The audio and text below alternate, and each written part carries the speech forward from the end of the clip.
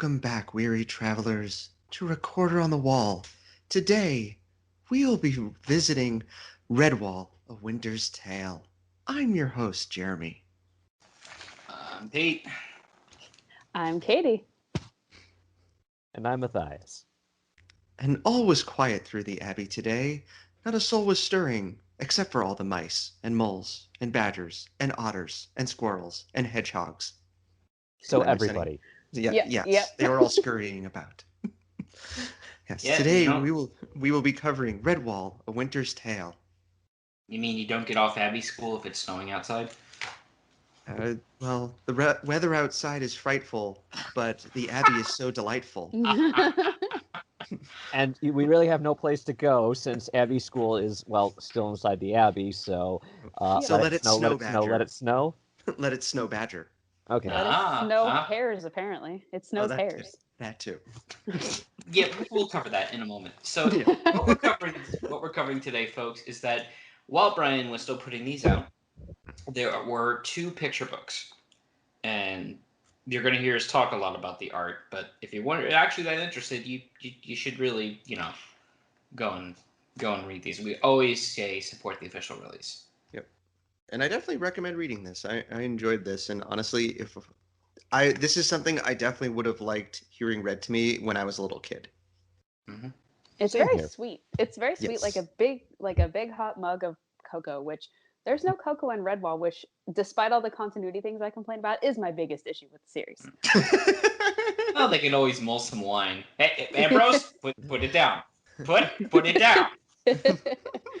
I hold my October ale. I'm holding it in both paws. But yeah, if there are two picture books that came out, the first one, which we will cover next year, is the Great Redwall Feast, and it takes place kind of in the summer-esque of spring or summer after the main book. This one takes place, if we're going to have to guess, that immediate winter after Clooney, kind of got smushed. And it is kind of like we said, this is a picture book. It is meant for a slightly younger audience than normal Redwall fare. I usually when I explain to people what this podcast is about, I say it's a middle school, about a middle school literature, which is about accurate. Now, could you read these to younger kids? Oh, sure. Let's read the story about, Orlando the Axe wiping viscera and gore off his axe, or Yes. 3 snakes tied together with a chain, or insert Or your just blank. some of the stuff that happens in Doom White. Mm-hmm. Oh, Doom White. You'll see. Apparently, I will. So, however, this is genuinely like its older sibling. Redwall of Winter's Tale is meant to be it's nice and easy stuff you can read to a kid. Yeah. Mhm. This book actually reminded me, it made me think of the opening to the first Redwall book, where it talked about the feast they had and all the little gestures and things. If that had been stretched out to be a short story, that's what this feels like. More or less. Yep. In a And good way, by the way. I absolutely love that opening section, the first Redwall book, which it's been a long time since we've read that, but Indeed. yeah, I mean, if you want to go it for a 4th time next year, Jeremy, we can. I do have 2 copies of the book. Yeah. But to me, this is a delightful look into what Redwall's like at peacetime, which we basically never see because there's for more always than 2 something going chapters. wrong. Yeah. I mean, arguably the most peaceful time we get is in the book Salamandastron, where there's a plague. Right. That's And not I exactly most- peaceful. Most Yeah, of that's Hagarum is not peaceful. relatable at all. Yeah. Cough, cough. Oh, wait, no, maybe I shouldn't cough. Please don't. No, don't cough. Uh, Nope. Sorry, Dry dog. itch. Aw, your dog's getting into the festive mood. And why we're doing this one as opposed to its counterpart that came out earlier is this one takes place at winter. And by the time listeners hear this, it's going to be into December. So, and as by now, if you've been listening to our show to this long, in December we kind of pull back just to give everyone a break and let people meet with their families, such as you can in this terrible year. But Yeah, we're still going to do a winter food episode. As always. Yes, we shall. Indeed. And then come the new year, we'll be at is it what's the name? Rackety Jam. Jam. Rackety Yep. Tam? Yeah, we'll be at Rackety Tam. Cool. So I was actually timing it out. I'm expecting to wrap up. We'll pretty much have content all of next year, and wrap up towards the end of the year. So and that's assuming we get everything out on time, which again, listeners should know by now, it doesn't always happen. Life happens. No, that we always get stuff out on time, and we're always on every show. And yeah, no, what are you talking about? No, it's not like we've neglected another podcast for months. Yeah, that's totally my fault, folks. I don't know what you're talking about. I mean, just because the latest one is a movie I know you didn't want to see, I'm making you watch. No, that's only fair. I made you play a terrible Super Nintendo game. Yes, you did. And I mean, if you're listening in the future, pay no attention to the dates that are next to these episodes. Those mean nothing. Those are suggestions. Oh yeah, when someone finds us for the first time, they probably binge our entire show line. Oh yeah. So, I mean, we are that awesome after all. yeah, well, We are, yes. in fact. We are binge worthy. I would hope so. Recorder on the wall and chill. Oh, Ew. no. Dude, no. What is wrong with you? What? You chill out you chill out and listen to our podcast. What the heck were you thinking of?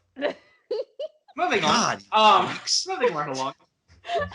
So this story actually takes Seriously, place... I don't know what that means. I just figured it means you chill out. If I'm horribly wrong, oops. Let's just say you broke KD and we'll move on. Jeremy, I'll tell you off air.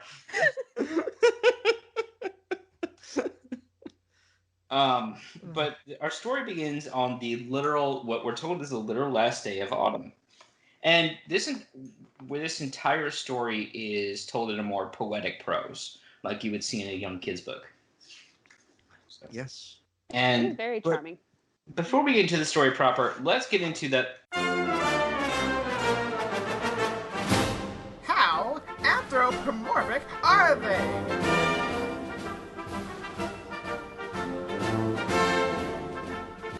How anthropomorphic are they? Well, our artist Christinese, I hope I'm saying that right,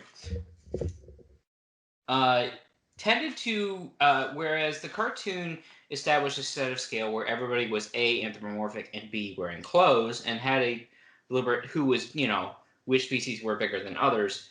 This one takes the opposite approach. Now, it's not, I can't in good conscience call it feral, but it definitely plays up the more animalistic elements a lot more than any cartoon would ever done. And when it comes to scale, this is, you can Jeremy had point out maybe this is from a kid's point of view, but all the same, Constance is huge. Like this is more representative of how big an actual European badger would be to a mouse.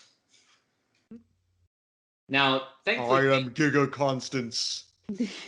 Thankfully, this does not imply she sleeps outside because that would suck in the winter. Like the original book tended to do. But, yeah. And, like I said, for the most part, everyone does wear clothes. And this art is very cute. Especially for a kid's book. Everyone's adorable. They're all happy and smiling throughout it. The artwork in general just has this warm, welcoming feeling to it. Oh yeah.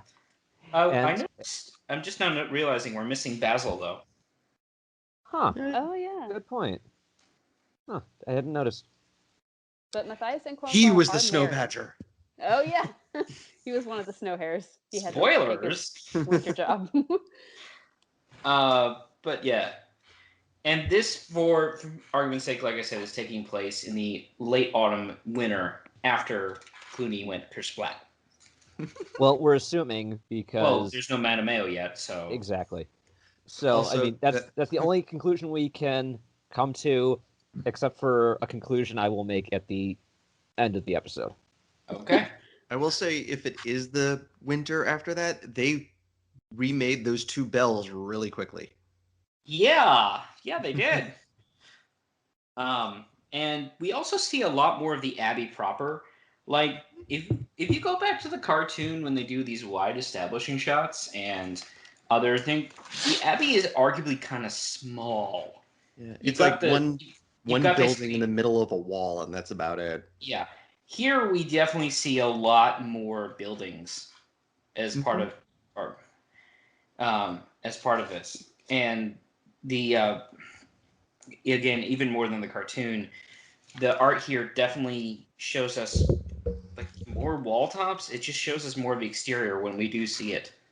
It feels like a whole city at one point. Like it's very nice too. Like I really like the snow on the roofs and everything too.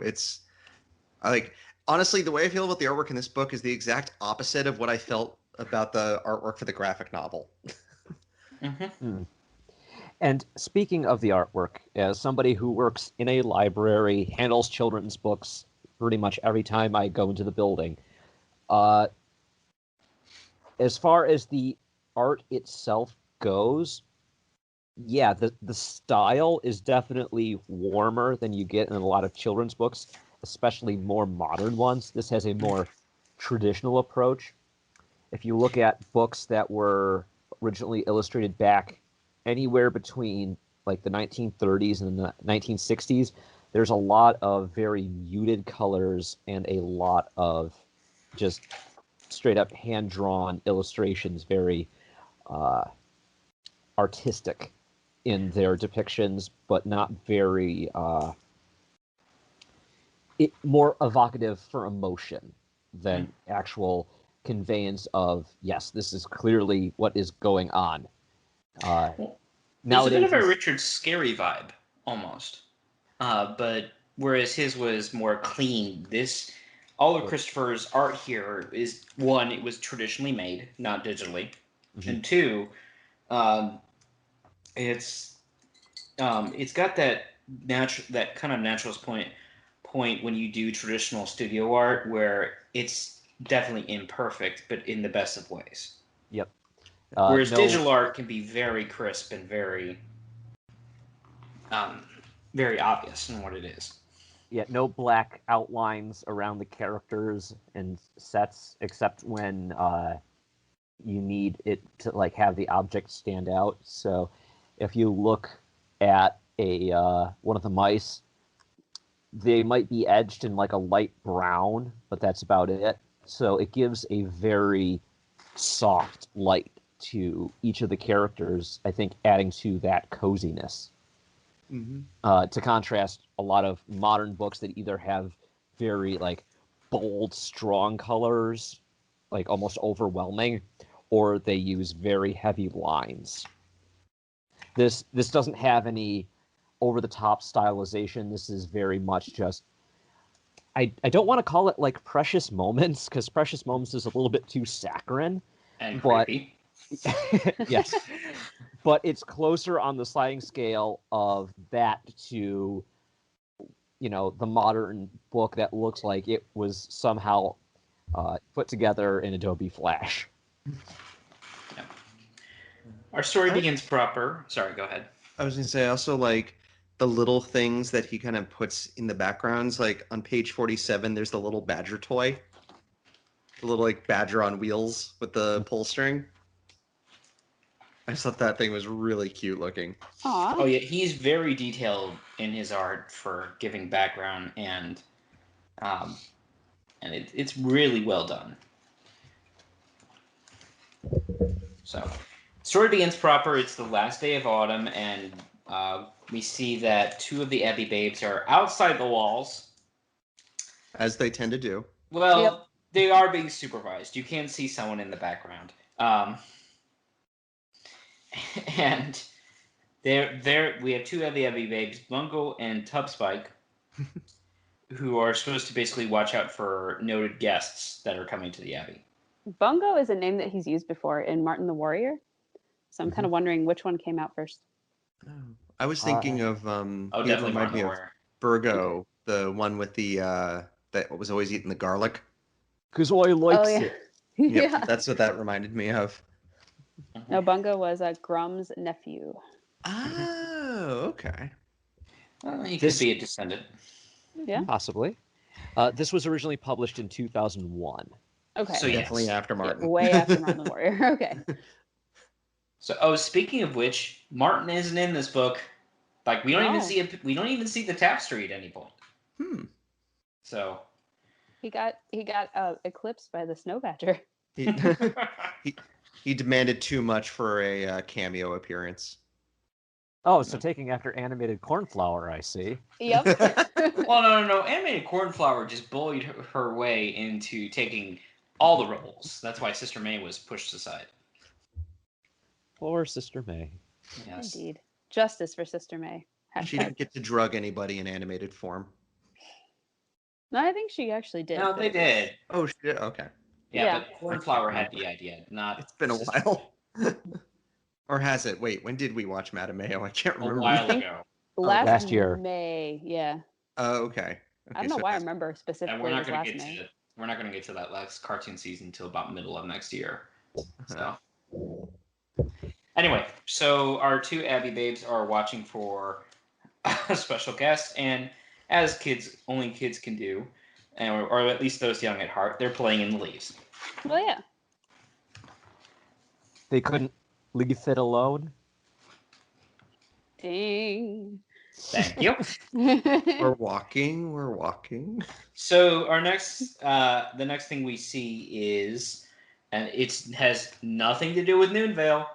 We see a troop of players coming to the Abbey, Yes. including I mean there's the usual spread of normal species, but we have on that first page they're introduced. We have mice, we have squirrels, we have a otter who is, I presume, belting out a song in the very back, and a male badger pulling a cart on all fours. Yep. And that badger and that cart are just about the same size, which is kind of disturbing when you realize that his cloak must be a tent in comparison to the other species.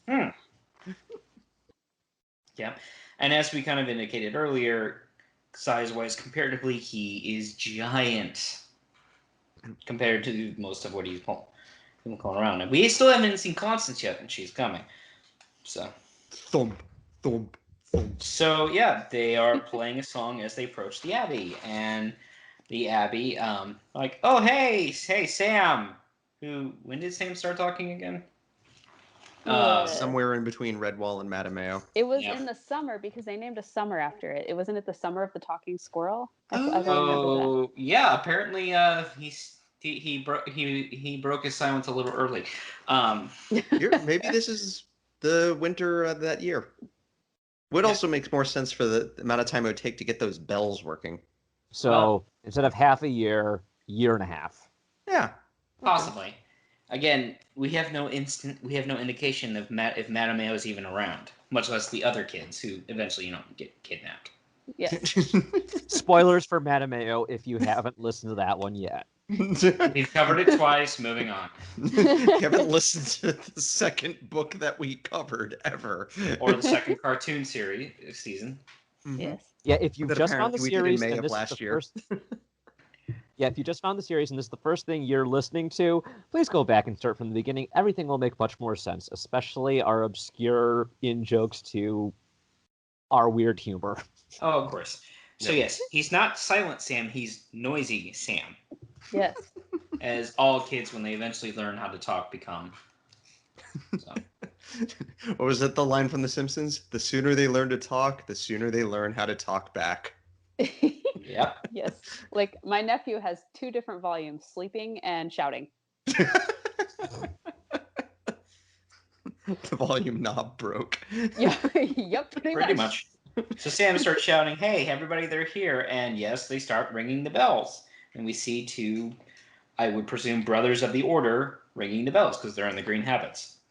And they are fat, like gerbil level of roast pork. Yeah. Everybody's very pudgy, but granted, considering the amount of food that they eat here, That's surprising. True. And I also noticed our two bells actually have the names stamped on them, if you look close enough. Really? Which yeah. page? Cool. 9. Let me... No, I must see. I must have Around missed... the rims. That's Oh, really neat. yeah. That's really cool. That's a nice touch. So we go to our next page and we see Redwallers as they go out to meet the new ones. And despite being, probably middle-aged, the replacement abbot is portrayed as exceedingly old and needs help to walk down the stairs. Yeah, and I love how his name's just Father Abbott. They never actually say his name. Yep. Yeah, more of Alphys, Yeah. or just Alf. So Yep. we also have someone who was not in the original book, a skipper of others with an Yeah. eye patch. Okay. Darn it, you beat me. I was going to say that. Oh, you me hearties. And again, as we mentioned, we have Constance, who is huge. Yes. And she's the least clothed one here, just wearing a scarf. I That really seems like about how right compared to what we've seen. Yeah. I mean, I like how even though the art is extremely detailed, I'm just taking your word for it because mine didn't have the art for some reason. But I like how also there's detail in the writing. Like it said, all these people, all these creatures, I guess, that were doing their different jobs. Like the washers were coming with like washing pegs, and like the cooks were coming like covered in flour or something like that. And like all the different jobs of like table layers, and like he listed a bunch of jobs and like described how they were coming and what they were still carrying or whatever. It was really cool. Well, I would presume, at least from a continuity standpoint, that towards the end of winter, any local creature whose house was either A, burned and trashed by Clooney, or B, can't support them over the winter, they would obviously welcome them into the Abbey. Because we have a lot more than just the Order here. Yep.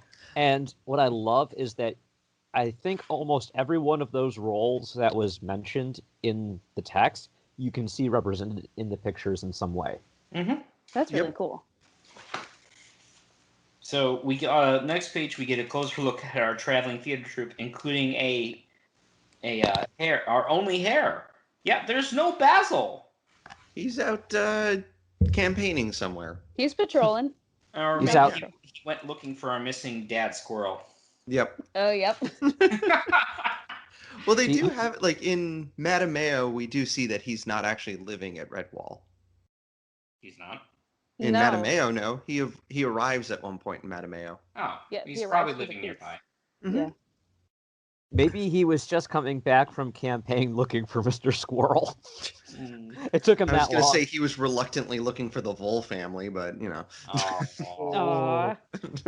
So yes, to our Father Abbot says thank you to our Abbey Bays for welcomes our guests into Abbey, and yeah, these traveling players they look good. We also have a closer look at our male badger. Bullbrock, Broad Stripe. Yep, and probably what makes me laugh the most about this book is his mustache. And it's basically part of his whiskers, but they're black. And it's just two thin hairs on either side of his muzzle. I love his mustache. It's like a single strand handlebar mustache. And it's the funniest thing. He's trying his best. Yep. Well, speaking as a guy who really can't grow consistent facial hair, yeah, I get it. You make do with what you can. So the last page. Say that I have a full beard. I keep myself clean shaven for a reason. I like having full beard, so partially because I'm too lazy to trim it down all the way, and then it itches as it grows back. So yeah, that's the only reason I stay clean shaven. It's like I have baby face, and people will constantly peg my age as like 10 years younger than what I actually am. But you know what? I'd rather put up with that than the itch of a beard. It drives me nuts. I have nothing to contribute to this conversation. When I have the beard, it's fine. It's when it's growing back from scratch. That's when it bugs me. Matthias, they're only about $25. Get yourself a shaving cream warmer. Changes your life. Mm. Anyway, so our last shot before they go into the Abbey proper is basically 2 remaining residents following in, and we kind of see in that last days of autumn thing, like we're kind of in right now, where pretty much all leaves are gone, but we're not there at winter just yet. Well, it is autumn's final day, as they tend to repeat like 18 times in the first 5 pages. Yep. I So- think you missed one or two somewhere in there. I think it's Yeah. maybe closer to 20. We see our first look at the Great Hall, and they put up a tent in the Great Hall. It's Bulbrock's tunic. It's a different color scheme, but it could be one of his spares. So, Yeah. But yeah, we see primarily mice and a few other scattered species at various tables. And Matthias, you're definitely out of shape since Clooney's dead here, because he's chubby as the rest of them. He let himself go. Aw. I mean, when there's no more snakes to decapitate and no more rats to crush under bells, I mean, what else are you going to do? You're going to put on a few pounds from all That's his that morning warrior workout. food. And the only reason I know it's Matthias, and I presume that's cornflower next to him, because the shape is assumed feminine, and she's wearing an apron over whatever she's wearing, is that, yeah, he's wearing the sword on his belt line in a standard green habit. Yep, with the ruby pommel and everything. Oh, wow. Mm-hmm. Other than that, we also have Skipper, who apparently is taking the reins from Ambrose Spike because he's distributing drinks. Or, maybe Ambrose. Distributing, yes. He's got 3 Ambrose mugs. Sprite was indisposed in the cellars after sampling everything to make sure it was good enough. There's like very out of key singing coming from the cellars right now. And in the very background, we see one of our 2 badgers, but it's not clear which one. I think it's Constance because I can see like the purple Probably. scarf that she was wearing. We also see, because apparently Redwallers are very quick to decorate for whatever counts as Christmas in this universe, because there's already garland on the primary support columns in the Great Hall. I'm inclined to think that the entire winter is a holiday for them because they really have no work to do. Like, it seems like in all the other seasons, they're kind of like harvesting and gathering crops and whatever. But in the winter, besides like the indoor chores, they don't really have anything to do other than party. So winter's an entire holiday. Wasn't that in one of the Redwall books? I can't remember which one, where it was basically like, it's winter and there's nothing to do except basically get up whenever, eat, stop eating whenever you're done, go to bed whenever, and then wake up and do the same thing all over again. It's just... Yeah, I think that was Martin the Warrior. Yeah. Come on, guys, get your life together. Yeah. But yeah, that's fair. And we also have incredible food porn. So it's very short, but it's there. We have Friar Hugo calling out loud of everything he's inspecting. I love the response to that, where Bungo and Tubspite interrupt and say, we're starving. Will you stop telling us about it and serve it up? Yes. That was adorable. I mean, can we just read this off? It is short enough, and we could all just pick out what our favorite food is. Sure. Matthias, why don't you take point? Yep. We got hot harvest broth with barley dumplings. Deep orchard apple pie with blackberries. Yes. Wheat and chestnut bread with celery cheese. Ooh.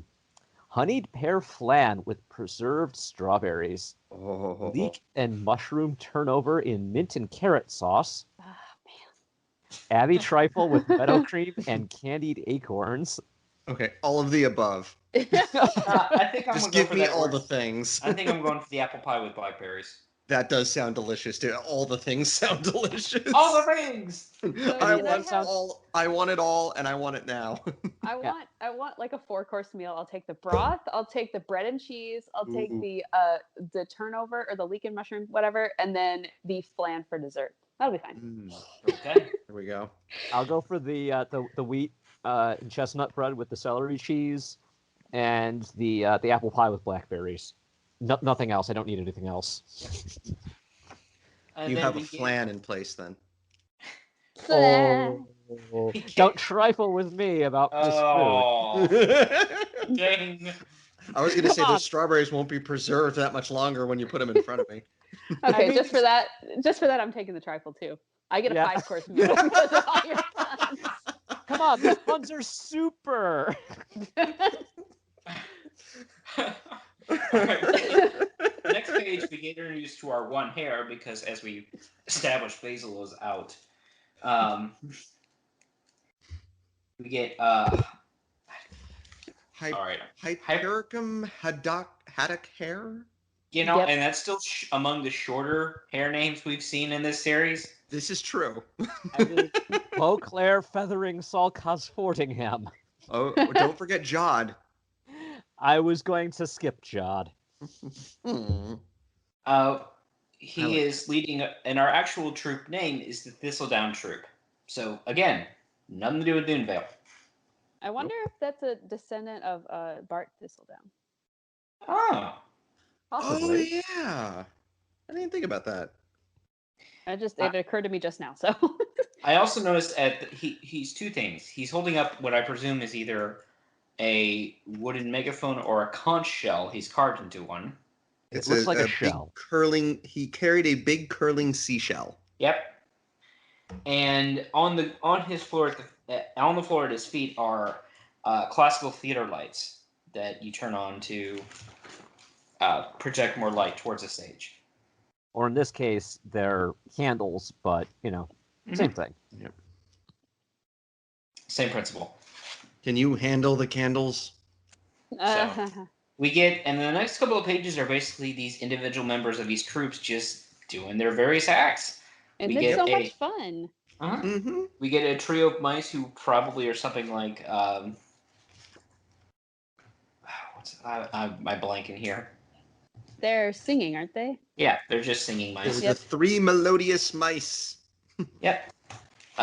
Crotchet, Quaver, and Queenie. Crochet. Oh. I like mine better. I thought it was Crotchet too. That makes more sense. She needs And- a key name. We get a mole in a jester suit who deliberately trips and spills a pail of basically flower petals over those three. And I love their reaction to it on page 22, where they're all like, one of them is like holding up her habit and everything, and they're like, "Ooh!" It's so adorable looking. Yeah. And yeah, they're just a theater troupe doing what they do best. Yep. Oh, I didn't even notice this the first time on what the one that's dressed up as a pirate is holding like a floppy sword, kind of like in Marl Fox. And he's on stilts, because why Yep. not? And he's not very good at stilts because he's been tied to them. Well, Well, I mean, their feet aren't that big to begin with. I know. So This is true.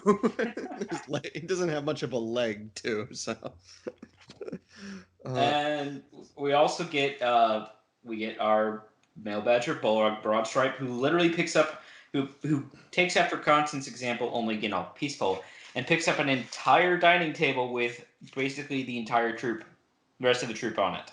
he's wearing a kilt too. So does that mean his words are in Scottish accents from now on? Yes. Okay. I. you need to give him a strong brogue. Obviously, his strength comes from his marvelous mustache.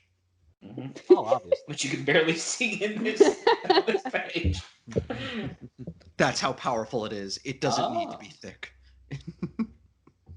Yeah, he picks up the entire troop off the table and shows off his grand strength. Yep. We also have. He took a solid bar of iron and bent it in his jaws. That can't be good for your teeth. no. I mean, Well- what if he was lacking iron in his diet? I mean, it's Iron Badger. And yeah, I'm sure. Well, if he's needed medical attention, he's in the one spot. Does Redwall have good dentists though? Dental it's- plan. It's covered under Mossflower Bullbrock needs HR. braces. Well, I mean, we all know Mariel was an amateur dentist with the way she would whack rats in the mouth and knock their teeth out. So, Oh yeah. Yep. and next we have two otter. Let's presume they're brothers, because it's not said, and they're in what basically Aladdin's outfit from the Disney movie, This is true. including a fez on both of them. They're one jump ahead of the other otters. Mm-hmm. But I mean, come on, fezzes are cool. Yep. Yes, they are. And so, yeah, their whole thing is they juggle apples. And they add, from the tables, they start tossing sugar plums, pears, and candied chestnuts. And they deliberately throw these things so they basically land in front of all the kids. Sugar! Woohoo! Wait, should we be giving sugar to kids who are trapped inside? Of course. I That don't should be see anything entertaining. wrong with that. I mean, it's a feast, so why not? Fair enough. Fair enough. It's Redwall. They'll all be in food comas by the end of the night. Yes. And by Thank night, we mean 4 a.m. Next, we have basically trapeze artist squirrels, but they're called flying squirrels. Yep. And they're in their own comical wear uniforms, which are half a solid red and the other blue and yellow striped. Obviously, they moonlight as henchmen for Two-Face. Ah. But yes, apparently they took the time, or Redwall had it ready for them, to hang trapeze securely from the abbey ceiling. Yep. I would also like to point out on page 31, there's this little fat mouse that has been holding a ladle since like the beginning of the story. I believe that's Friar Hugo. Okay, Hugo loves his ladle. Like that thing has not left his paw. We also have a mole illusionist, magical mugwort. That is a mole name. His abilities, he makes deeper and ever pies disappear. Wait, is that a... No, that's a hedgehog, not a mole. Never Oh, mind. never mind. That But still yeah. sounds like a mole name to me. Yeah, Mugwort is definitely a mole-sounding name. And yeah, he's a hedgehog, and who is, classical illusionist. So, Yep. And he makes bees fly out of nowhere. And Yep. Alakadabra, I just got Alakazam. stung by a bee last week, so I'm not exactly excited to see bees appearing. So Ooh, yeah, my that's- apologies. But I love this. Alakadabra, Alakazam. He gave his wand a shake. Bees fly out of the abbot's sleeves, and daisies sprout from a cake. wait, where was he keeping those bees? Oh God! Not the bees! Yeah. When asked where he keeps them, he says, "None of your beeswax." Ding, Mind your B's and Q's. ding. That pun stung. I was muted. Ding. If you weren't going to do it, I was. So yes, the last page we see after that is basically the troop is finished, and now they allow themselves to eat. Assuming the Red War's left any. Food. Oh yeah, of course they do. So much food. Oh, I take that back. There's the tapestry in page 30, in the very background. Yeah. You can just make it out. It's more like an Easter egg than anything else, I think. Martin's like, I'm here too. You're not getting appearance fees. No. It's a Where's cameo. my lawyer? It's good for your resume. It fills out your filmography on IMDb. Uncredited. Yeah. I can't tell if that's supposed to be Sarmina in the back next to him in the purple. Probably. Not enough water around her though. Well, it shows Redwall in the background of the tapestry, so that's also That's true. I mean, it's far enough away that it's not drowning in detail. Moving on. So after dinner finishes, they're like, and here comes every parent's favorite time of night. Okay, you're going to bed. Pete, who are you kidding? There are no parents. Oh. There are no dude. The Bungo and Tubbs fight. We don't hear anything about their parents in true Redwall fashion. There are always more children than there are adults. I mean, we literally see parents in this escorting their younger kids. So Are they parents, or are they just random Abbey workers? Or are they social workers? There was a mention of nursery nurses. So maybe it's So more like parents. the whole village raising all the kids rather than individual parents raising individual kids. I think it's very apparent that they're all orphans. Could you guys ever turn off? Dude, how long have we been doing this? I think you know the answer to that question. No. Even when I try and strangle you through the internet. To quote the first X-Men movie, why do you ask questions to which you already know the answer?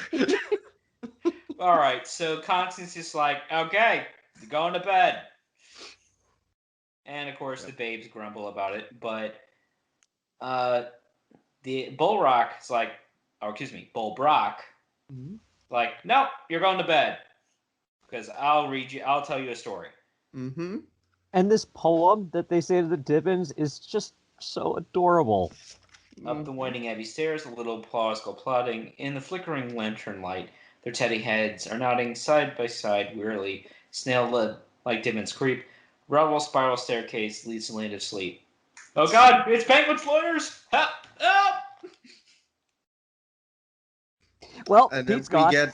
I love the next page where Bullbrock is telling the story, and they have like the little Dibbins sitting around him, and one of them is holding a little stuffed bunny. It's so cute. It's adorable, and like just you see Bullbrock. We've seen he's this really strong, physically powerful giant, but he looks so happy and gentle. Mm-hmm.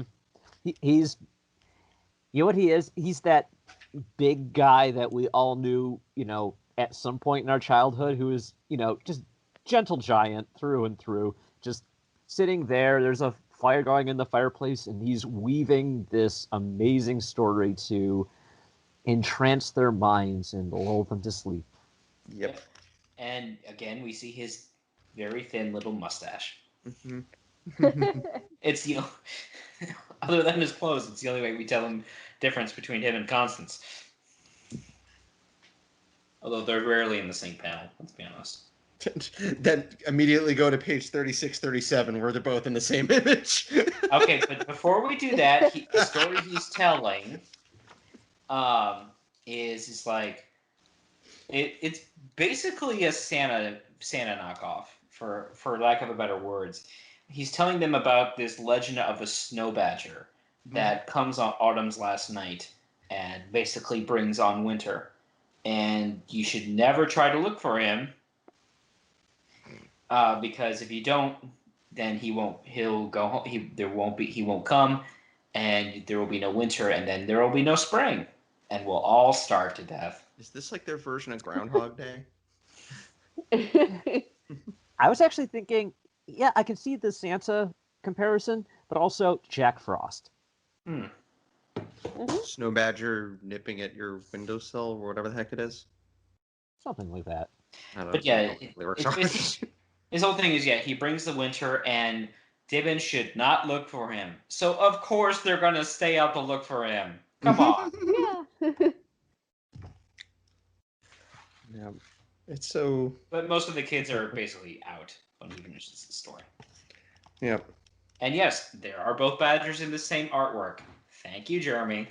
And Constance is just wearing a scarf. Okay. Oh no, I don't think anyone's gonna argue it with her. No one will. Nope. She'll pick up another table, and it won't be jolly and fun like when Bullbrock does it. So we're told as they basically lock the kids in the dormitory, they're like, oh, "Hey, Bullrock, that was a nice story." It's like, what story? Yep. I do like the line also, is this was used in one of the books, which was, the Abbey babes were soon fast asleep, dreaming their own small dreams. Yeah. Yeah, that comes up several times. That sums up what it's like, around Christmas time, going to bed dreaming of what the holidays will bring. Because you've probably only had a handful of Christmases or whatever holiday you celebrate under your belt, and it's just like the excitement of knowing that something that only comes once a year, that seems so long ago, it's coming, and it's tomorrow. But it'll only come if you're asleep. And it's that I need to sleep so it'll come faster, but I can't sleep because the excitement, back and forth. Ah! Yep, I remember that. Oh that yeah, good times. But yes, we're told that the adults eventually go to bed, and I'm sure they have to drag Ambrose Spike to bed. No. But what seems to be the officer problem? I haven't had too much October ale. I can still see all three constances. And then we get this really great double panel picture, no words, looking out from the bell tower off to the path as we see in the clouds in the distance the snow badger. apparently he's real. And then the next page, he's right there, front and center. Gigantic. And it's a good thing he's not a Bloodwrath Bachelor out to kill vermin, because oh dear God. He is like, huge. The Salamandastron version of this is all the snow is from like the blood flying from all the villain monsters he's slain. Maybe this is Earthwhite. I like that. Oh. Yeah. Earthwhite the Snow Badger. Yeah. Wait, so the Salamandastron version of the Snow Badger, it's literally just giant ethereal Earthwhite as he slays snow rats, and their corpses slowly get shredded and fall to the ground. Yes, that's much less kid-friendly, though. Yeah, I mean, it is Salamandastron. Come on. Go to sleep or the Snow Badger will get you. His design is that, yes, he's white with gray stripes. It still evokes white, but they're a little darker. He's also holding this huge what I presume is a scepter, and he's wearing a freaking crown. Yep. Oh, and because he's a badger lord of some kind, of course he's got white snow hairs standing behind him. Yep. I like that. Of course. Yep. Yeah, and he's Lord of Wintertide. He's just so majestic. Yes. That's the only word. And he's basically bringing thunder snow. And no, that's a thing. That is a thing that's rare, but it does happen. But no, in page 42, you do see lightning in the background. Okay. So, and yeah, except that the snow hairs he's sending out, they look like regular hairs. Feral hairs. Yep. AKA real hairs. Yep. And I love this, like, it's poetic, but it's not written in verse. The snow hairs went then, all like the stars from the Milky Way, falling from the heavens, countless myriad hordes of them, quietly drifting down, down, for the sighing winds to strew them over the slumbering ground. And it's like, wow. How much imagery did he pack into one sentence? Yes. That is amazing. It's funny, like, I know hares and rabbits are different things, but like the artwork here actually reminds me of some of the artwork for Watership Down. Mm. So not the kid scarring thing from the No. Like there are some art moments in Watership Down, and even in the movie where you just see like the rabbits drawn kind of in this style and like hopping around and running around. Mm-hmm. Primarily in the movie, if you watch the sequence put to Bright Eyes by Art Garfunkel, like that section is very peaceful and simple looking like this, and I liked that. Yep. And yeah, these snow hairs, it's snowing. That's essentially what's going on. It's not quite a blizzard, but it's definitely snowing. And yeah, I hope we get some good stuff this year. Even if it's been a terrible year, winter's always been my favorite season. I'm weird that way. I'm the same way. I can't stand it when it's hot, and I don't like the fall particularly, except that it's cooler and it's not summer.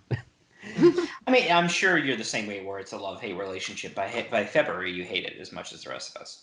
Hey, my birthday's in February. Don't knock it. You know what I meant.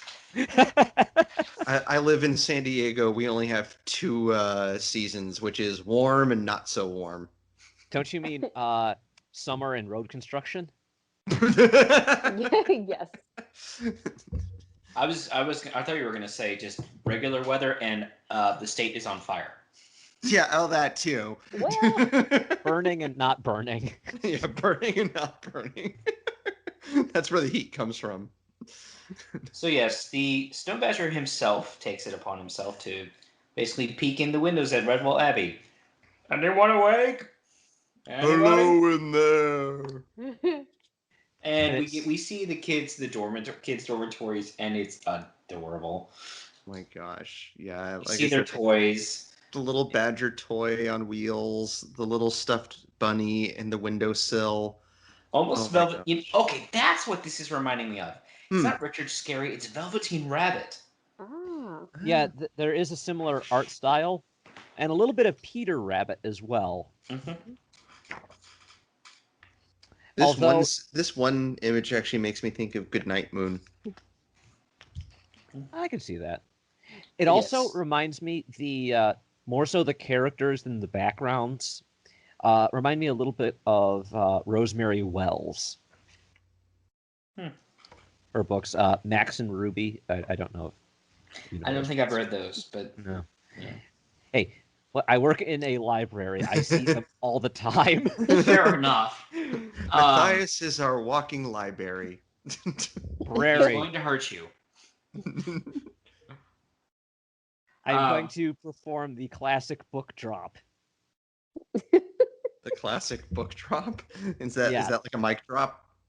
No, that's a thing in schools where if you have a student that's sleeping, the teacher will take a big heavy book and drop it over their desk so it makes a loud bang. That's Jerking not them what I awake. did when I was doing it.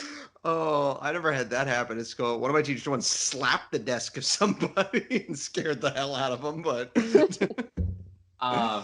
That's not what I did as a teacher. I would grab a dry erase marker and hit the bottom of their desks. Oh! Wow. Granted, I was teaching in an private all-boys school, so I had a little more leeway than your conventional public school teacher. And yeah, I had one kid kind of like, after the first time I did it, just mumble and like ask the kid, basically the kid's name in front of him, hey, don't do that. So I did it harder. And he woke up and he looked, first he was a little, you could see it on his face, he was deliberately irritated on woken up, and then he looked up and saw me, and I'm like, hi, Sunshine. Realized where he was. Yeah, I said, hi, Sunshine. And you're Are you ready for continental breakfast? Wakey, wakey, it's a beautiful day out there. Yeah. Because look, if those listeners, if you're ever considering joining education as a field, you have got to have fun with it and mess with kids' minds wherever you can, because you enjoy the day in, day out, but sometimes you just got to have a little fun with unexpected scenario. I'm now remembering, I think this was in high school, what somebody did fall asleep in class and the teacher noticed. They're like, is he asleep? And we were all like, yeah.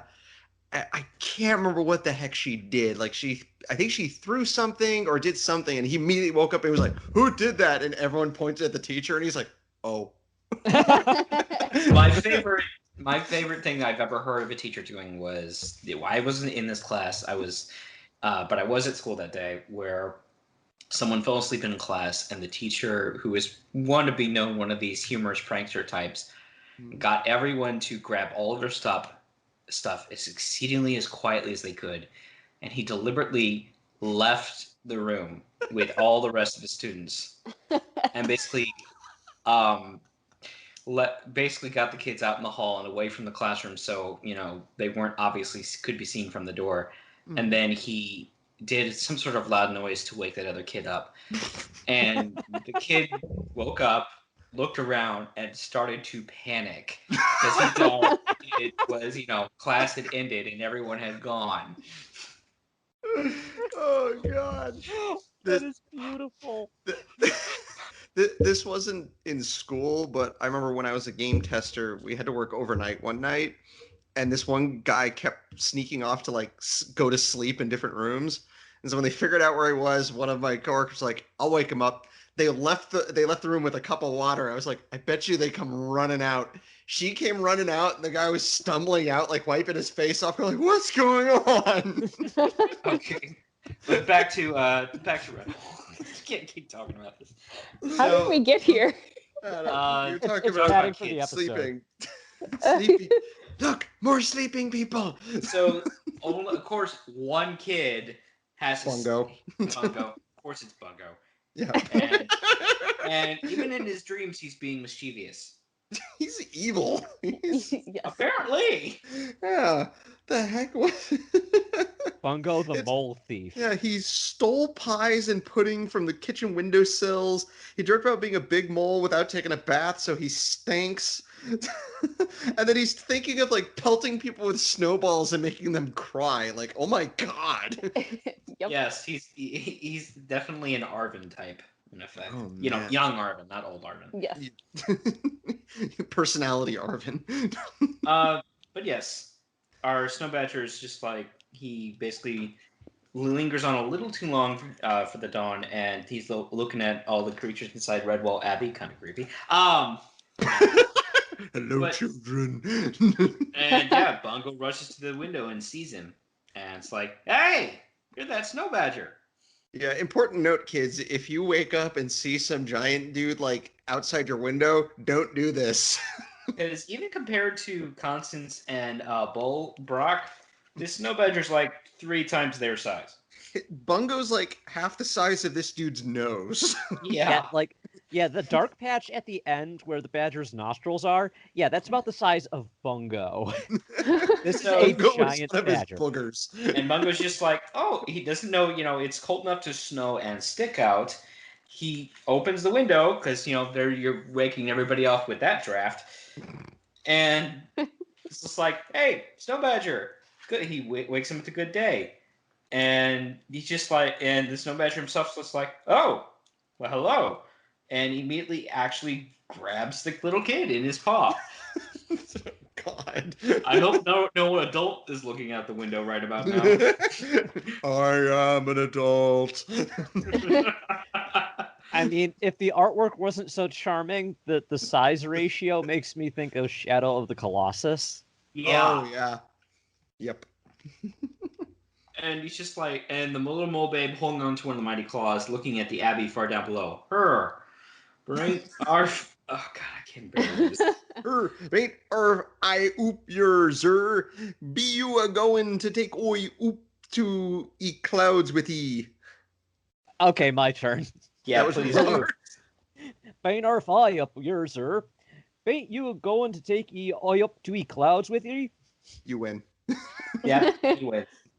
So, yeah, the badger laughs. He's like, and his mighty breath chases the gray cloud banks away, and the winter sun beams down. Aw. Yep. Oh, no, you rascal, no. Back to the home you must go. Up, lawyers! Ah! But remember me each winter tide, for 'twas I who brought you snow. And It's beginning to look a lot like Badgermas. so the next page kind of goes what I was saying earlier, where the cartoon only really showed one building inside the walls. This shows a lot more. Yeah. It looks like a whole town. Yeah, it really does. I mean, you can kind of see what is probably supposed to be the Great Hall Mm-hmm. and the main bell tower, but there's a lot of little buildings. Yep. I like the little well in the center. Mhm. And I hope You that's mean not so the they're- cart that the troop brought with them, because that thing's frozen. No, that cart was covered. This is clearly just the two-wheeled. Hey, we need somebody to haul all that stuff from the orchard into the abbey. Yeah. We need something dangerous for the Tibbins to race around with and almost knock people Oh over. no. Like that one And- book. Bungo Yeah. himself is lower to the ground, and he lands in a deep snowdrift right outside the door. Brr. Where So, he effectively you know, froze. If any adult is watching, I hope they just didn't see Bungo leap out the window or something. I'm okay. So, question: is he still in his like nightwear? Yeah, barefoot? he is.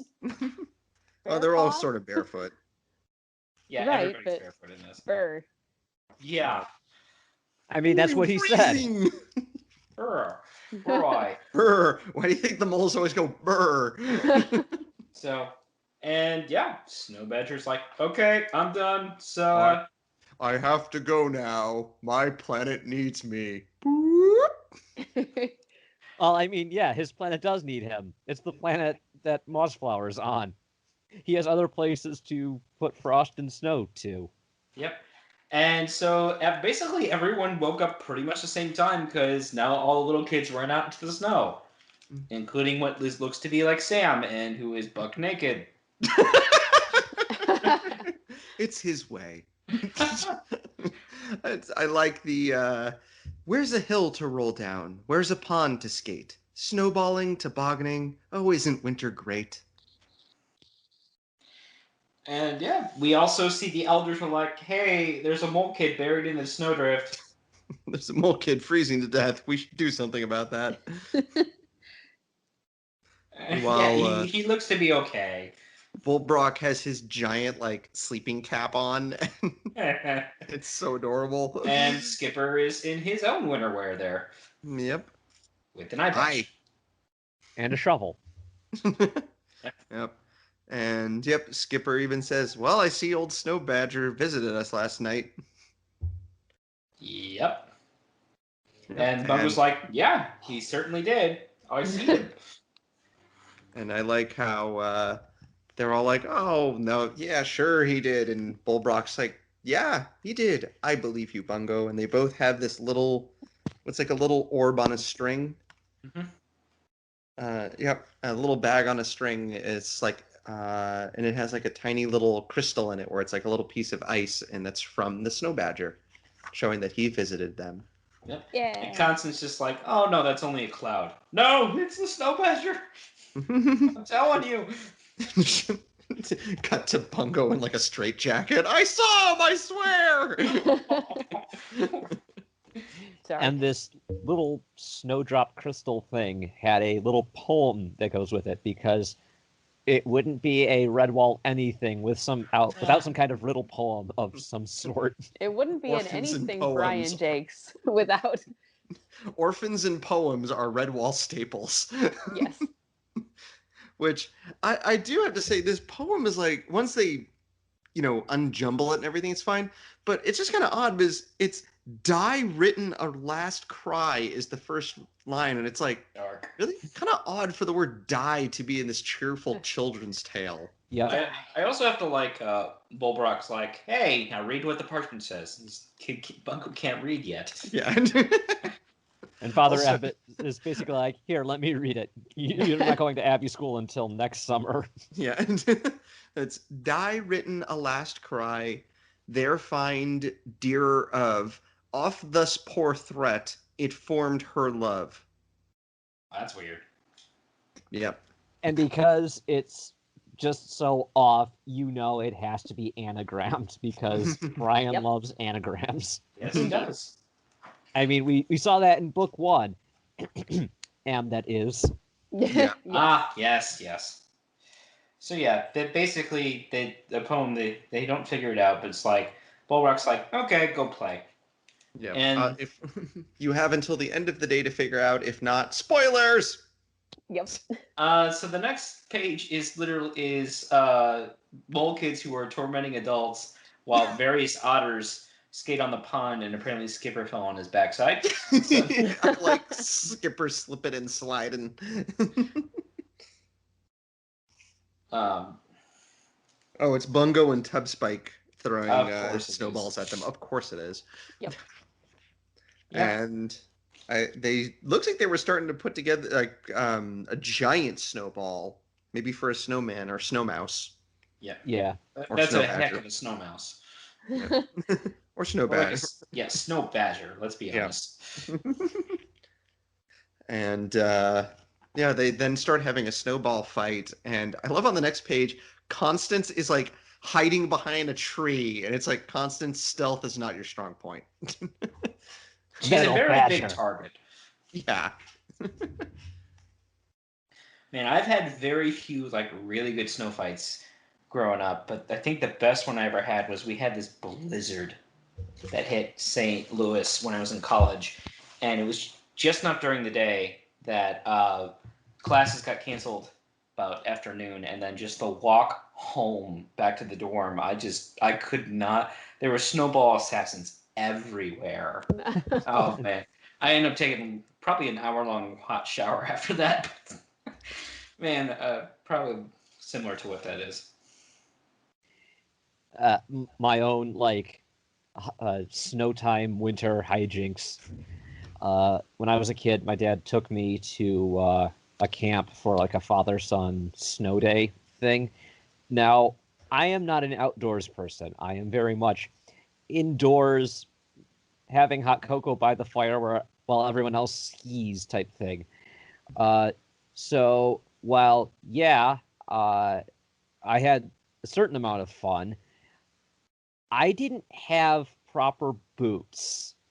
So Oh. my socks were soaked on No. the hour drive home. And my mom was not happy with my dad for that. And I mean that didn't set me on the path of, oh yeah, camp is great. It more made it I don't like outside. Me inside better. Good, thanks. Yeah. Well, in this giant Redwall or snowball fight, even Father Abbott at the bottom of page 64 is getting hit from what I guess is Ambrose Spike. He finally woke up out of his drunken stupor to throw snowballs at people. Yep. So Constance took two on her snout. One big and fat knocked Bungo flat. I like that. No beast was spared from the riotous fun. Even good old Father Abbott was forced to flee, smiling gleefully, pelted from whiskers to habit. He then sent them all to bed early. You're all on Abbott's report. but yeah, they were basically told everyone plays out in the snow till evening, and that's impressive that you last that out that long. Like even if most people at least come in after an hour or two, so Their fur keeps them warm. fair enough. I guess. So Fair yeah, enough. Friar Hugo is the one to call everyone back in because hey, I've been making food for all you jerks. I'm gonna Supper's eat ready. it if you don't come back in. Oh no. Yeah, I do Supper's like that. ready. Supper's ready. The bread is hot. Pies and pastries, fresh mint tea, woodland stew straight from the pot. So wipe those paws and follow me. And then Bungo pegs him in the head and knocks his hat off with a snowball. I'm Because just not of going to course. eat tonight. Nope. Who's going to bed with no supper? So yes, we're next told that the Red Waters have their meal, and and the Father Abbot's like, "Hey, I figured out your riddle." Mm-hmm. Yep. And it's so, die written a last cry, a wintertide crystal, there find dearer of, dear friend, for thee. Off thus poor threat, as proof of the truth, it formed her love, hold it ever for me. Aw. Hey, and then Mug was like, "Why didn't I get E Crystal?" And Bungo says, I solved it myself this morning, but I weren't going to tell ye till tomorrow morn. Yep. And All right. I like Bullbrock's like, you're a Yeah. champion snowball thrower, little Bungo, but you're a dreadful fibber. Yes. Yep. And apparently the Snow Badger came back because now they're getting another snowstorm. Yep. And he looks down at them, and Aw. I love the final page, where it shows Father Abbott. I'm assuming that's Father Abbott, and it says, "Did you enjoy?" Whoops, sorry, I smacked my microphone. I was gonna say, what are you doing over there? I moved the book and it hit the end of the microphone. Oh, okay. Sorry about that. Did you enjoy your visit to Redwall, my little friend? I hope you did. Please come back someday. Be it summer, spring, autumn, or winter, you are always very welcome here. Winter, Aw. spring, summer, or fall. All you got to do is. Oh, sorry. That's wrong. Um, thing. we also see, he's doing what ancient monks would have done, or medieval. Yet they do their own artwork. He's been making the art for the book. Yep. Aw. You also see actually a decent map of Mossflower in the background there. Wait, they have a map? They have a map? It's the Yeah, they only just don't one. use it. There can be only one. Yeah. And yeah, that's it. Other than the cover art, which is the back cover is, I think it's more of an autumn distance looking at the Thistledown troop, and the front cover is Father Abbott looking after some kids. Yep, with the snow badger above them. Yeah, the Oh, snow yeah. badgers. It's like his reflection through the window. Mm-hmm. I love Guys, can I come in? I really love this cover where everything outside the abbey is, kind of a darker with all the snow, and then inside it has this warm, welcoming glow to it with the candlelight. I think that's really nice looking. Yeah. This is good. Like I said, the only reason we haven't done this before now is, well, I didn't own a copy. Neither did I. I had to buy one for this, which I didn't mind doing. But generally speaking, yeah, it is for younger kids, which I don't mind doing, but it's not what most of the material we're covering. It's a nice little break, though. Oh yeah, I It thought it was a perfect opportunity to do it. Yeah, no, it was a nice thing. It's perfect for the holidays. It's been a dreary year, so something nice and warm and comforting and uplifting like this is always welcome. Especially if it seems like, hey, everybody has to go into dry ditch fever lockdown again. Yes. Yep. Yeah. Yeah, definitely. Code purple. But yeah, if you're a longtime fan of this, if you haven't already seen this, you probably know about it. Yeah, it's a nice change of pace. And if you're a reader with kids, there you go. You got a good storybook. Yeah, if you have small children in your life in some way, shape, or form, be they younger siblings, your own kids, nieces, nephews, grandkids, I don't know. Maybe even if you're like adopted aunt or uncle. Yeah, this is definitely a good seasonal read, especially if you can't get out of the house. It's like, hey, I have to Zoom call everybody. Yeah, maybe read this to them before bed. Mm-hmm. Yep. And I mean, I just got to say it's a testament to Brian Jake's writing that I was able to enjoy this without the pictures. So. Mm-hmm. Yeah, I'd say I just looking through it, the only thing I'd say, like, if you can't see the pictures, the only thing that's kind of ruined is you can't see the poem before they solve it. Mm-hmm. Oh, yeah. Because it's just a picture of that riddle. I did read the poem, so they must have translated that to text. Oh, okay. Yeah, because in the picture book version that I got, the poem is only, or the riddle is only on an image. So that's cool. I'm glad they did that. Yep. Well, I mean, it makes perfect sense considering the series' origin. Yeah. Indeed. So that just leaves us to, and let me correct this. But by the time you're listening to this, we'll be in December, and that just leaves our winter food for the episode. But we're going to go a step and above and beyond because I actually bothered to buy the cookbook finally. So, I have no excuse anymore. But there is a story in the Redwall cookbook. There is. So, it's very cute. in addition to making food for this, of course, we're going to cover that story. And what do you know? The artist from this covers the art in that. Oh, cool. Mm-hmm. I didn't notice that. I do have the cookbook, and I don't remember where I put it, but I'll find it. And we all know what food you will not be making. So. Hot root soup. Yes. Hot root soup. Indeed. Well, I'm not going to, even if I wanted to try it again, I don't like shrimp, so I wasn't going to try that again anyway. I love shrimp. but I'm going to find something good out of that book to make, and I've been meaning to make something out of it. So this is a good opportunity for like me to have literally no excuse not to do it. So Maybe you'll be the one to finally do the Deeper Never Interpentator at Beetroot Pie.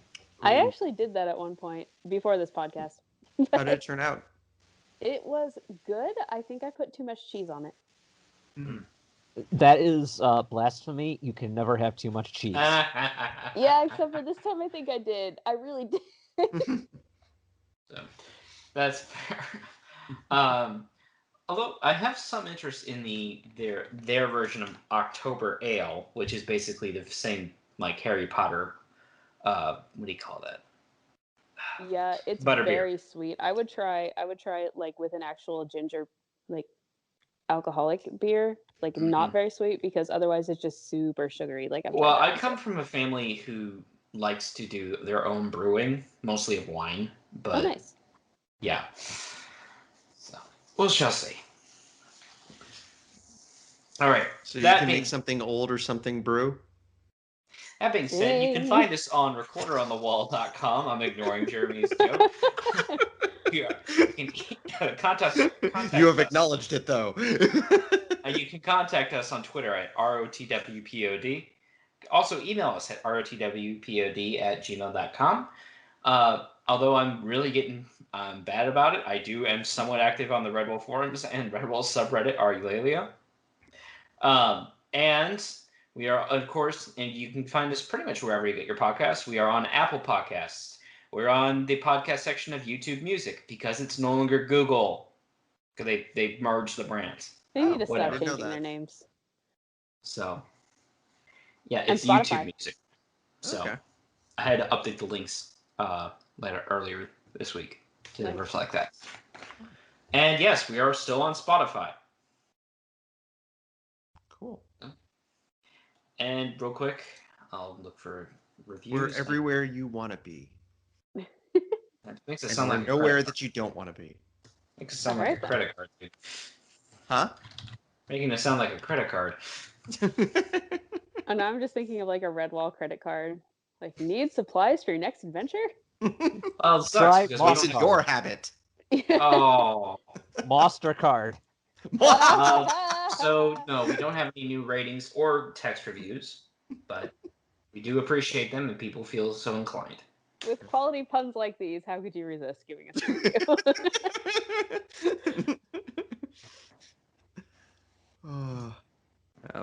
That being said, I'm Pete. I'm Jeremy. I'm Katie. And I'm Matthias.